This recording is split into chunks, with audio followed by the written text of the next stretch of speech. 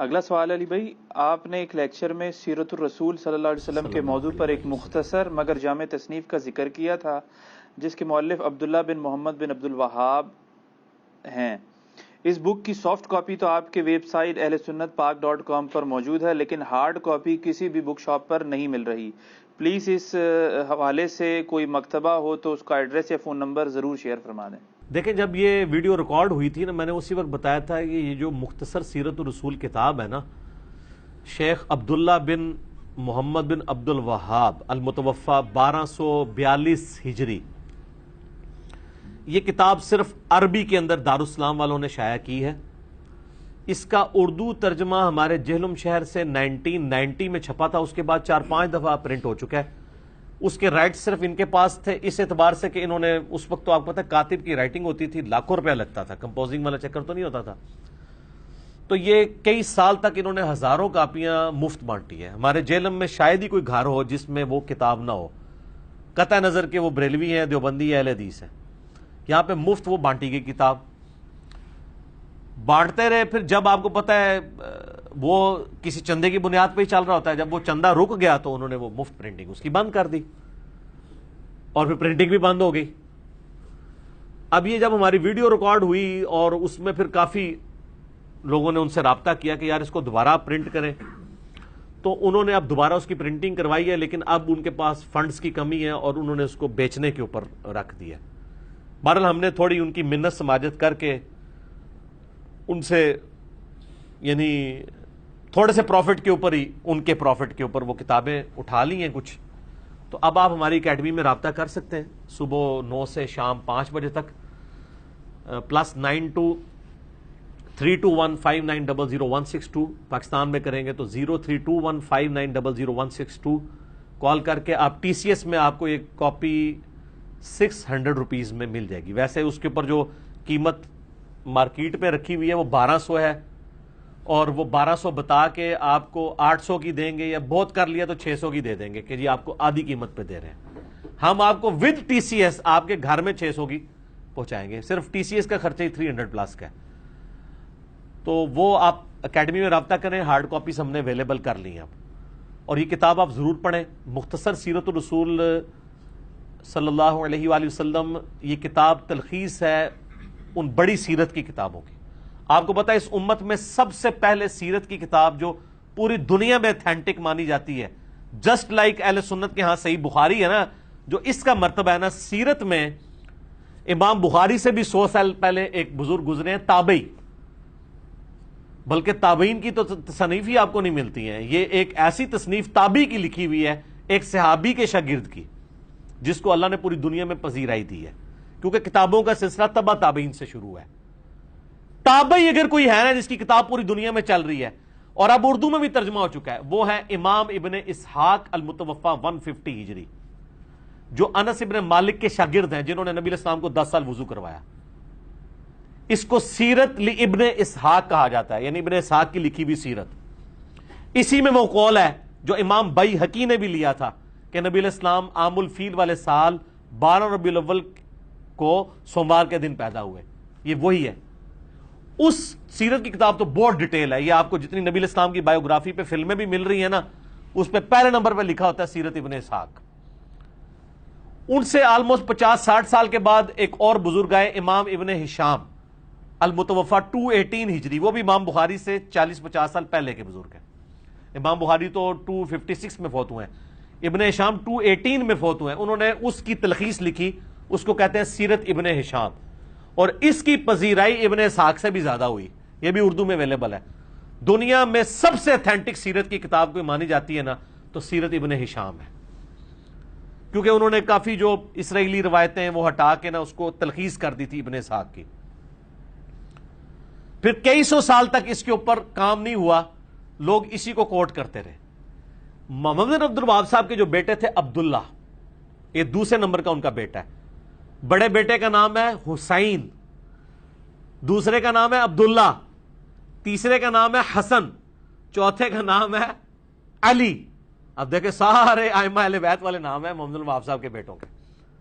اچھا، تو یہ جو دوسرے نمبر کا بیٹا تھا آج سے 200 سال پہلے یہ فوت ہوئے ہیں 1242 ہجری، اب یہ چل رہا ہے 1441 ہجری.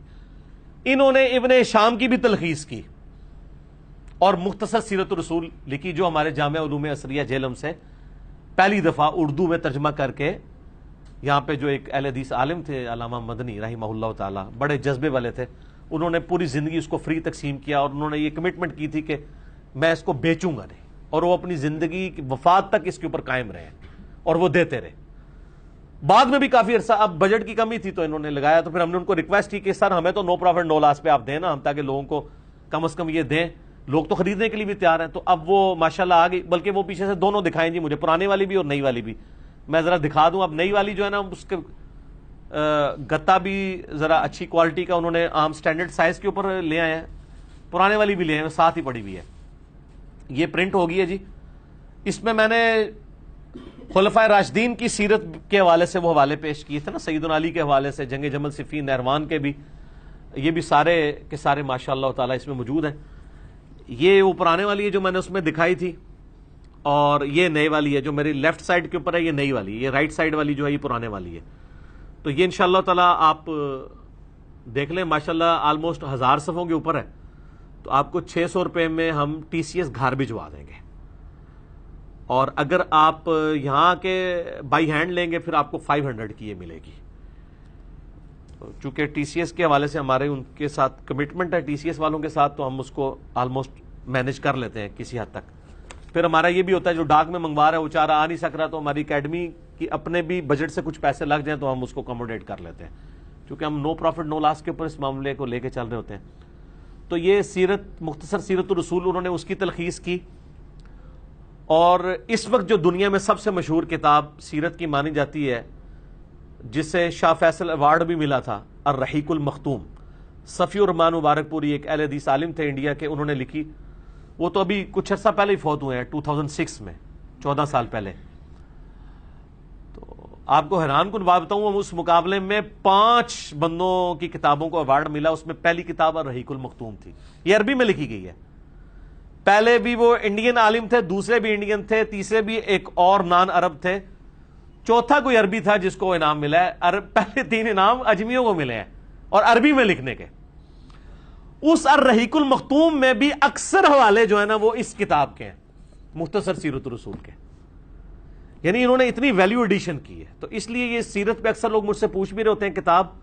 میرا خیال ہے یہ کتاب ایک آپ کو اوور آل عمر سیریز میں جو کچھ انہوں نے نبی علیہ السلام کی مبارک زندگی تک جو دکھایا ہے نا، کہ آپ کی ریولوشن کس طرح مکے سے شروع ہو کے آپ کی وفات تک کس لیول تک پہنچی ہے، وہ آلموسٹ انہوں نے کور کیا. اس میں بھی مطلب کچھ ایک چیزیں سکپ بھی ہوئی ہیں، لیکن اوور آل ایک اچھی کوشش ہے. تو یہ کتاب سیرت پہ بھی اکثر لوگ پوچھتے تھے، تو میں تو سب سے پہلے سیرت پہ کتاب آپ کو یہ والی بتاتا ہوں، قرآن. جی صحیح مسلم میں حدیث ہے، اما عائشہ سے پوچھا گیا نبی علیہ السلام کے اخلاق اور سیرت کیسی تھی، تو ان کا قرآن نہیں پڑھتے. وہ تو پریکٹیکل لائف ہے نا پوری آپ کی ایک زندگی. باقی ہم لوگوں کو زیادہ انٹرسٹ ہوتا ہے کہ آپ علیہ السلام کی بالکل ایک نجی لیول پہ جو آپ کی شمائل، یعنی آپ کی جو زندگی، گیٹ اپ، کیسا اٹھنا بیٹھنا، اتنی ڈیٹیل تو سارا قرآن تو صرف آپ کی دعوت کو ڈیل کرتا ہے. تو وہ آپ کو یہ کتاب آلموسٹ یہ 808 صفحے ہیں جی اس کتاب کے. تو 800 صفحوں میں یہ کتاب ہے. تو اس کی تو فوٹو کاپی آپ کو 800 روپے میں نہیں مشکل سے ہوگی. تو یہ تو ہم آپ کو TCS سمیت 600 روپے کی اتنے موٹے گتے میں اچھی پرنٹنگ ہوئی ہوئی آپ کے گھر پہنچ جائے گی. تو جن لوگوں کو شوق ہے وہ یہ کتاب منگوائیں ضرور. ہمارا اس میں کوئی نفع نہیں ہے، آپ کے پوائنٹ آف ویو سے. میں اگر مشکات کا تعارف کرواتا ہوں یا احادیث کی کتابوں کا یا سیرت کی کتابوں کا، اس لیے تاکہ جن کو پڑھنے کا شوق ہے، ہم تو یہ پڑھ چکے ہیں الحمدللہ، اور جب ضرورت پڑتی ہے پڑھتے ہیں حوالے کوٹ کرنے کے لیے. ایک مسلسل شغف رکھا ہوا ہے پڑھائی کا. تو آپ لوگ بھی شغف ذرا پیدا کریں، کتابوں کے ساتھ اپنے آپ کو جوڑیں، بابوں کے ساتھ نہ جوڑیں، چاہے وہ میں ہی کیوں نہ ہوں. حوالوں کے ساتھ، کتابوں کے ساتھ جڑیں. اس کتاب پہ میں 1 گھنٹہ بول سکتا ہوں، لیکن مختصر سے ٹائم پہ 10 چھوٹے چھوٹے حوالے دوں گا اور ان کی انجینئرنگ نہیں کروں گا. اس کے لیے آپ میرا ریسرچ پیپر 5B پڑھیں، جس کا میں تعارف اینڈ پہ کراؤں گا. پہلے کرا دیا تو آپ کو برا لگے گا. اس کے اوپر آپ مولا علی والا چیپٹر نکالیں سر، اینڈ پہ جا کے آتا ہے مولا علی کے اوپر چیپٹر.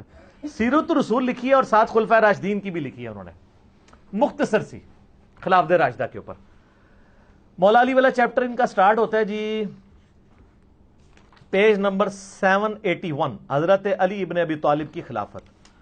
782 پیج پہ یہ پہلا ریفرنس میں پڑھ رہا ہوں ورڈ بائی ورڈ، اہل حدیث سے معذرت کے ساتھ، اور جو علمی کتابی مسلمان ہیں پوری دنیا میں کسی بھی فرقے میں ہیں ان کو خوش کرنے کے لیے ورڈ بائی ورڈ پڑھ رہا ہوں، سنیں۔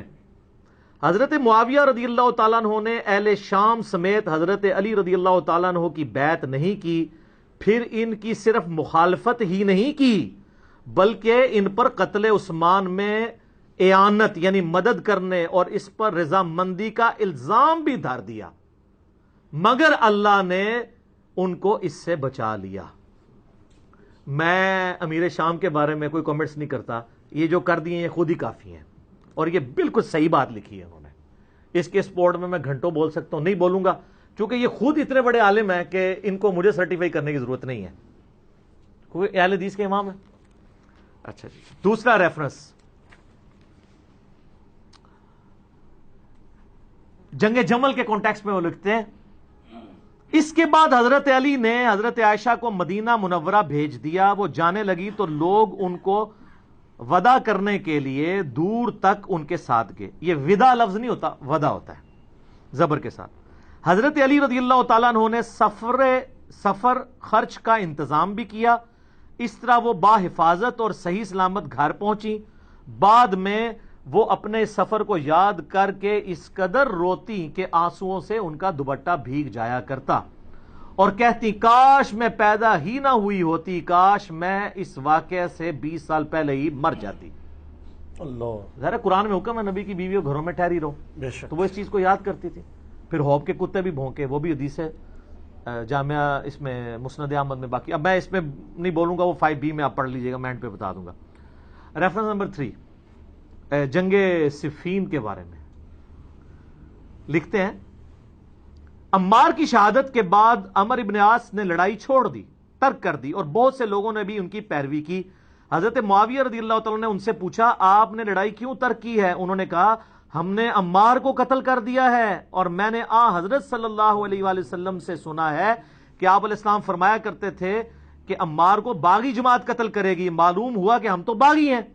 اس پہ حضرت معاویہ بولے خاموش رہ، واللہ تم اونٹ کی طرح اپنے ہی پیشاب میں پھسلتے ہو، یعنی تم یہ حدیث بھی جانتے ہو جیسے اونٹ پیشاب کر کے بیٹھ جاتا ہے، تو کام تو تم نے خود ڈالا ہے میرے ساتھ مل کے، اور اب اپنی غلطی خود ہائی لائٹ کر رہے ہو۔ کیا ہم نے ان کو قتل کیا ہے؟ ان کو تو علی رضی اللہ تعالیٰ ان کے ساتھیوں نے قتل کیا ہے جنہوں نے ان کو ہمارے درمیان لا پھینکا، ہم تو اپنے بچاؤ کے لیے لڑ رہے تھے جس میں وہ قتل ہو گئے۔ ان کا حضرت عمار جو لڑنے آئے تھے حضرت علی کے ساتھ نہ آتے تو نہ قتل ہوتے، یہ اسی طریقے سے ہے کہ نہ آپ روڈ پہ چڑھتے نہ ایکسیڈنٹ ہوتا نہ قتل ہوتے۔ اچھا آگے سنیں، حضرت علی رضی اللہ تعالیٰ کو جب حضرت معاویہ کی اس بات کی خبر ہوئی تو انہوں نے کہا اگر میں نے ان کو قتل کیا ہے یعنی حضرت عمار کو، تو پھر اپنے چچا حضرت حمزہ کو حضرت نے قتل کیا ہے جنہوں نے ان کو کفار کے مقابلے میں بھیجا تھا۔ اے پھکی دیتی اینٹی وینم الزامی جواب کہ اگر حضرت حمزہ حضور کی طرح لڑتے ہوئے مارے گئے ہیں تو کیا حضور نے قتل کروایا ہے؟ کبھی کافروں کے مقابلے پہ بھیجا؟ اگر عمار کو میں نے تیرے مقابلے پہ بھیجا ہے امیر شام کے مقابلے پہ تو مجھے تم قتل ٹھہرا، یعنی وہ اینٹی وینم والا جواب دیا۔ چوتھا ریفرنس جنگ نہروان کے بارے میں، یہ وہ باتیں جو پبلک کے سامنے نہیں کرنی چاہیے لیکن یہ کی ہوئی ہیں، انہوں نے پرنٹ کر رہے ہیں، مفت بانٹ رہے ہیں۔ جنگ نہروان خوارج کے خلاف، وہ کہتے ہیں کہ کافی انہوں نے ڈسکشن کی ہے، اس میں لکھتے ہیں ابو سعید خدری کہتے ہیں کہ میں نے رسول اللہ صلی اللہ علیہ وسلم سے سنا تھا خوارج کے بارے میں، وہ جو بخاری مسلم کی حدیث ہے کہ وہ دین سے ایسے نکل جائیں گے جیسے شکار سے تیر اپنے شکار سے نکل جاتا ہے۔ اینڈ پہ وہ کہتے ہیں میں گواہی دیتا ہوں، یہ بھی بخاری مسلم دونوں میں، کہ علی نے ان کو قتل کیا تھا اور میں بھی ان کے ساتھ شامل تھا۔ انہوں نے اس آدمی کو لانے کا حکم دیا جس آدمی کے بارے میں بخاری مسلم میں آتا ہے کہ ان کا سرغنہ وہ ہوگا کہ جس کا ایک بازو کٹا ہوگا اور اس کی جگہ گوشت کا ایک لوتھڑا لٹک رہا ہوگا، تو اس کی لاش 3 دفعہ ڈھونڈی گئی، بخاری مسلم میں آتا ہے نہیں ملی، پھر حضرت علی خود گئے اور لاشوں میں سے نیچے سے نکالی، تو وہاں پھر صحابہ نے نعرہ لگایا کہ حضرت علی حق پہ ہیں، کیونکہ نبی علیہ السلام نے پہلے ہی فرمایا تھا کہ یہ ان کے سرغنہ کی نشانی ہوگی۔ پھر وہ کہتے ہیں کہ صحیح مسلم میں حضرت ابوبکر رضی اللہ تعالیٰ عنہ سے مروی ہے کہ اگر وہ فوج جو خوارج سے لڑے گی اس کے ثواب کو جان لے جو حضرت کی زبانی ان کے لیے مقرر کیا گیا ہے تو وہ مزید عمل کرنے کی ضرورت ہی محسوس نہ کریں اور اسی پر بھروسہ کر لیں۔ یعنی خوارج کے خلاف لڑنا اتنی بڑی نیکی ہے کہ اس کے بعد خارجیوں کے خلاف لڑنے والوں کو اور کوئی نیکی کا کام کرنے کی ضرورت نہیں. جیسے بخاری مسلم میں آتا ہے کہ اہل بدر کی ہر غلطی معاف ہے، اس طرح خوارج کے خلاف جو حضرت علی کے ساتھی تھے ان کے بارے میں مسلم شریف انہوں نے ویسے لکھا حضرت ابو بکر سے مروی ہے، وہ حضرت علی سے ہی مروی ہے. اور اس کے سٹارٹ میں حضرت علی وہ بھی کہتے ہیں کہ مجھے آسمان سے زمین پہ گرا دیا جائے میں یہ برداشت کر لوں گا، لیکن یہ برداشت نہیں کروں گا کہ میں کوئی ایسی بات کروں جو میں نے خود رسول اللہ سے نہ سنی اور میں تمہیں بیان کروں. یعنی حدیث معاملے میں اتنی احتیاط صلی اللہ علیہ وآلہ وسلم. 5واں ریفرنس یہ کہتے ہیں نا جی وہ جی حضرت عثمان کو عبداللہ ابن سبا اور پتہ نہیں کوئی یہودی پارٹی تھی آل امیہ کو بچانے کے لیے. میں نے بخاری مسلم سے ثابت کیا ہے آل امیہ کی وجہ سے حضرت عثمان شہید ہوئے ہیں، ان کے گورنروں کی وجہ سے. انہوں نے حضرت عثمان کا چیپٹر پڑھیں، کہیں نہیں ڈالا عبداللہ ابن سبا کا نام تک نہیں لکھا. الٹا حضرت علی والے چیپٹر میں انہوں نے بتایا کہ یہ جو حضرت علی کی شان میں غلو کرنے والے رافضی تھے وہ حضرت علی کے دور میں نکلے ہیں. اس کے اوپر پورا چیپٹر انہوں نے بنایا ہے. فرقہ غالیہ کا خروج، حضرت علی کے زمانے میں ایک غالی فرقہ پیدا ہوا. کرتے کرتے نا اینڈ پہ وہ لکھتے ہیں کہ حضرت علی نے اپنے غلام قمبر کو بلایا اور پھر انہوں نے جو ہے نا وہ ان لوگوں کو آگ میں جلا دیا جن لوگوں نے حضرت علی کے لیے الوہیت کلیم کی تھی، جس کی باقیات آج کل یہ نصیری ہیں. اور پھر وہ بخاری میں آتا ہے نا کہ حضرت ابن عباس تک بات پہنچی تو کہتے کاش حضرت علی ایسا نہ کرتے، کیونکہ یہ سزا آگ میں جلانے والی اللہ کے ساتھ خاص ہے، مخلوق نہیں جلا سکتی. تو حضرت علی نے کہا کہ ابن عباس نے سچ کہا. اور ابو داؤد میں ہے کہ انہوں نے کہا کاش مجھے یہ پتا ہوتا پہلے. یعنی حضرت علی نے جان بوجھ کے ایسا نہیں کیا تھا، لیکن حضرت علی کا غصہ اتنا تھا کہ مجھے خدا کے مقابلے پہ ٹھہرا رہے ہیں، تو انہوں نے ان کو قتل کی بجائے آگ میں جلوایا تھا. یہ تو خود مان رہے ہیں اس میں. اچھا جی، ریفرنس نمبر 6 حضرت علی کے بارے میں لکھتے ہیں کہ لباس اور خوراک میں آپ کی سادگی بیان سے باہر ہے. آپ کا عمل اور فضل اسلام کی طرف سبقت اور رسول اللہ کی مائیت میں کفار سے جہاد ازر من الشمس ہے صلی اللہ علیہ وآلہ وسلم. پھر لکھتے ہیں امام احمد بن حنبل اور قاضی اسماعیل بن اسحاق کہتے ہیں، اور یہ صحیح سند سے المسند الحاکم میں ہے، کہ حضرت علی رضی اللہ تعالیٰ عنہ کے فضائل اور مناقب میں جتنی احادیث مروی ہیں دوسرے کسی آدمی کے فضائل اور مناقب میں اتنی احادیث نہیں ہیں. اے لکھ رہے تھے جی سعودیہ والے وہابی اور پاکستانی وہابی کے کہہ رہے ہیں اور رہن دو، میں آج نہیں، آج اپنے بزرگوں نے رو. ریفرنس نمبر 7 وہی جو ہم کہتے ہیں حضرت علی نے حسن ابن علی کو اپنا خلیفہ نامزد نہیں کیا. انہوں نے بھی وہی لکھا. کسی نے کہا کیا آپ اپنے بعد آنے والے خلیفہ کو نامزد کریں گے؟ انہوں نے فرمایا نہیں، میں تمہیں اسی طرح چھوڑوں گا جس طرح رسول اللہ صلی اللہ علیہ وسلم تمہیں چھوڑ گئے تھے. بعض نے کہا کہ آپ لوگوں سے حسن کے لیے بیعت لے لیں تو آپ کے انتقال کے بعد ہم آپ کی کمی محسوس نہیں کریں گے. فرمایا میں نہ تمہیں اس کا حکم دیتا ہوں نہ منع کرتا ہوں، یہ تمہارا اپنا چوائس ہے، میں یہ کام نہیں کروں گا. یہ بات ہے سر، خلافت و ملوکیت میں یہ فرق ہے. ریفرنس نمبر 8 سر یہ سب سے کڑوا ہے اور آیا 8 نمبر پہ ہے. جنت کے بھی 8 دروازے ہیں نا. بخاری مسلم میں آیا ہے کہ رمضان میں وہ 8 دروازے کھول دیے جاتے ہیں، اور مسلم شریف میں ہے جو وضو کے بعد اشہد ان لا الہ الا اللہ واشہد ان محمدا عبدہ ورسولہ پڑھ لے جنت کے 8 دروازے کھول دیے جاتے ہیں. تو sir reference number 8 word by word بنو امیہ حضرت علی کی تنقیص اور ان کے بارے میں نازیبا الفاظ استعمال کرتے رہے، مگر اس سے علماء کے دل میں ان کی محبت بڑھ گئی اور قدر و منزلت میں اضافہ ہو گیا. عمر بن عبداللہ بن زبیر کہتے ہیں کہ بنو امیہ 60 سال تک ان کو گالیاں دیتے رہے. یہ سب کا لفظ نہیں ہے، عربی کھولیں، شتم کا لفظ ہے. سب کا ترجمہ تنقید بھی ہو جاتا ہے نا، اس لفظ کا نہیں ہوتا سب و شتم جو ہم بولتے ہیں. اور یہ نہ سمجھے کہ یہ انہوں نے کہانی لکھی. سر صحیح مسلم 6229 حدیث لعن اللہ ابو تراب کہتے تھے. ابو تراب علی بن ابی طالب پر لعنت، یہ لفظ بولتے تھے نعوذ باللہ آل امیہ. تو یہ آپ کے بزرگ ٹھیک لکھ رہے ہیں. 60 سال تک ان کو گالیاں دیتے رہے مگر ان کا کچھ نہ بگاڑ سکے، بلکہ ان کی شان پہلے سے بھی بلند ہو گئی. آگے الفاظ بڑے سخت ہیں. دین نے ایک عمارت کھڑی کی جس کو دنیا نے گرا دیا. وہ کہتے ہیں مولا علی کو اللہ نے کھڑا کیا دین کی عمارت کے طور پہ. یہ دنیا کے جو پرستار تھے نا آل امیہ، انہوں نے اس کو گرانے کی کوشش کی،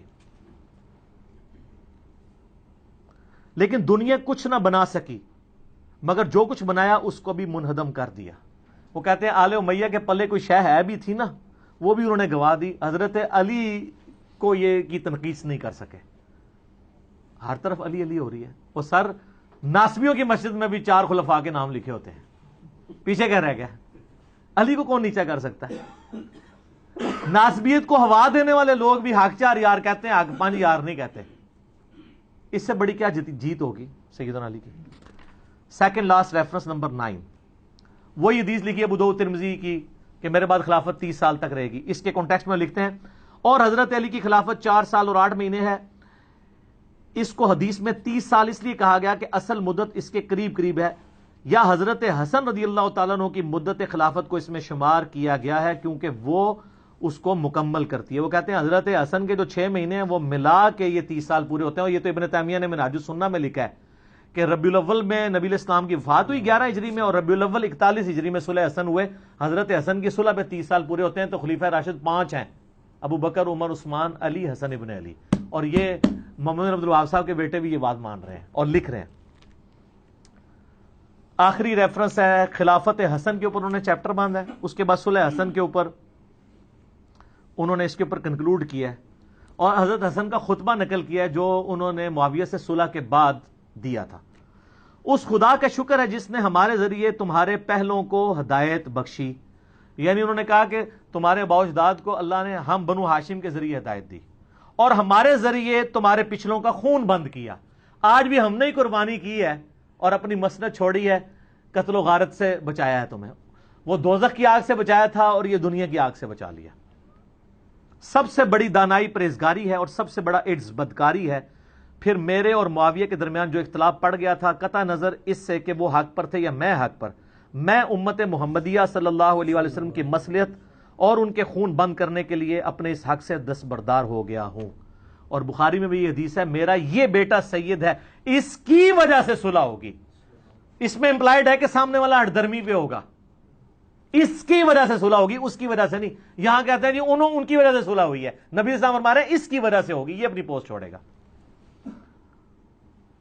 پھر معاویہ رضی اللہ تعالیٰ کی طرف منہ کر کے فرمایا, میں نہیں جانتا کہ یہ تمہارے لیے فتنہ ہے یہ حکومت, یا کچھ مدت کے لیے اس میں تمہارے لیے فائدہ ہے, یعنی دنیا میں کچھ فائدہ اٹھا لو. مجھے نہیں پتا, اللہ نے تمہیں آزمائش میں ڈالا ہے. تو یہ دونوں باتیں ہوئی, آزمائش میں بھی ڈلے اور فتنے کا بھی شکار ہوئے. اور یہ حقائق اگر آپ کو جاننے ہوں تو دنیا میں ایک پمفلٹ ہے جس کا عنوان ہے 5B ریسرچ پیپر. سر یہ ہاں واقعہ کربلا کا کہانی پس منظر نہیں, حقیقی پس منظر 72 صحیح الاسناد احادیث کی روشنی میں, جس میں 200 سے زیادہ حدیث ہیں. 72 کا ٹائٹل میں نے شہدائے کربلا کی نسبت سے لیا. ایک ایک نمبر پہ کئی حدیثیں ہیں, مثلا 33 نمبر پہ 8 حدیثیں ہیں, 8 طرق غدیر خم کے. سیدنا عمر کی شہادت سے لے کر شہادت حسین تک پوری اسلامک ہسٹری کور ہوئی ہے. حقیقی خلفائے راشدین کون ہیں, جنگ جمل, صفین, نہروان, شہادت عثمان کے اصلی اسباب, صلح حسن, حضرت معاویہ کا دور ملوکیت, یزید کی ولی عہدی, اور شہادت حسین ابن علی رضی اللہ عنہم اجمعین وعلیہم السلام اجمعین. یہ الحمدللہ عربی میں بھی ہے, اردو میں بھی ہے, ہندی میں بھی ہے, انگلش میں بھی ہے. ہماری ویب سائٹ اہلسنتپاک.com پہ آپ ریسرچ پیپرز والے پورشن سے مفت ڈاؤن لوڈ اس کا PDF کریں, گروپ میں رابطہ کر کے واٹس ایپ کے ذریعے PDF منگوا لیں. اس میں اکثر حدیث بخاری مسلم سے ہیں, تحکیم کی ضرورت نہیں, اور جن پہ تحکیم کی ضرورت تھی میں نے دور حاضر کے بڑے بڑے محدثین, شیخ البانی رحمہ اللہ تعالی, شیخ زبیر علی رحمہ اللہ تعالی, شیخ شعیب ارنوت رحمہ اللہ تعالی, شیخ سلیم اسد, اور غلام مصطفیٰ ظہیر حافظہ اللہ تعالی من الجنت والناس, جو زبیر علی صاحب کے باغی شاگرد, لیکن تحکیم تو لگا بیٹھے ہوئے ہیں وہ, اور ہم نے اس میں ڈالی ہوئی ہے. اور باقی لوگ, میں تو مطلب اولو العلم قائما بالقسط ہوں الحمدللہ, جس کی جو پازیٹیو چیز ہے وہ پروموٹ کروں گا, سب کی تحکیم کے ساتھ ہے. اور یہ خیالی پس منظر نہیں ہے, احادیث کی روشنی میں ہے. یہ صلاح الدین یوسف صاحب کی جھوٹی تاریخ یا وہ سنابلی کی لکھی ہوئی جھوٹی تاریخ نہیں ہے, احادیث ہیں جو کہ خلافت و ملوکیت مولانا مودودی رحمہ اللہ تعالی کی کتاب کا حدیثی دفاع ہے, حدیث کی روشنی میں. تو سر یہ آپ مفت منگوا سکتے ہیں اگر آپ افورڈ نہیں کر سکتے.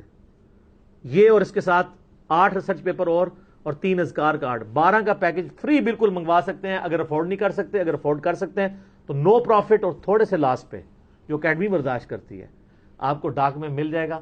صبح 9 سے لے کر شام تک آپ رابطہ کریں.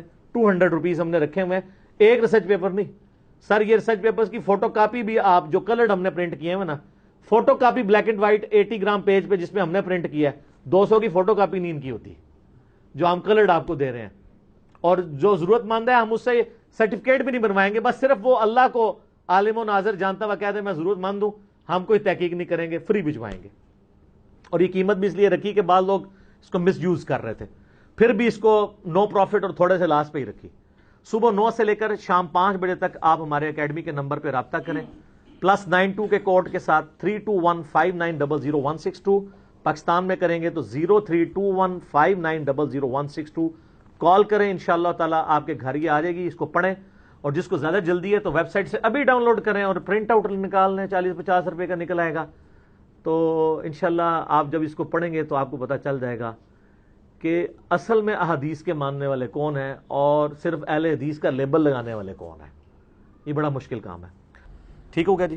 میرا خیال ہے اس کو مجلس کو یہیں پہ کنکلوڈ کرتے ہیں. اذانیں شروع ہوا چاہتی ہیں، بقیہ سوالات انشاءاللہ اگلی مجلس میں ڈسکس کریں گے. اللہ تعالیٰ سے جو دعا ہے، جو حق بات میں نے کہی، اللہ تعالیٰ ہمارے دلوں میں راسخ فرمائے. اگر جذبات میں میرے منہ سے کوئی غلط بات نکل گئی تو اللہ تعالیٰ ہمارے دلوں سے اسے محو کر دے، ہمیں معاف بھی فرما دے، ہمیں کتاب و سنت کی تعلیمات پر عمل کر کے دوسرے بھائیوں تک پہنچانے کی توفیق عطا فرمائے.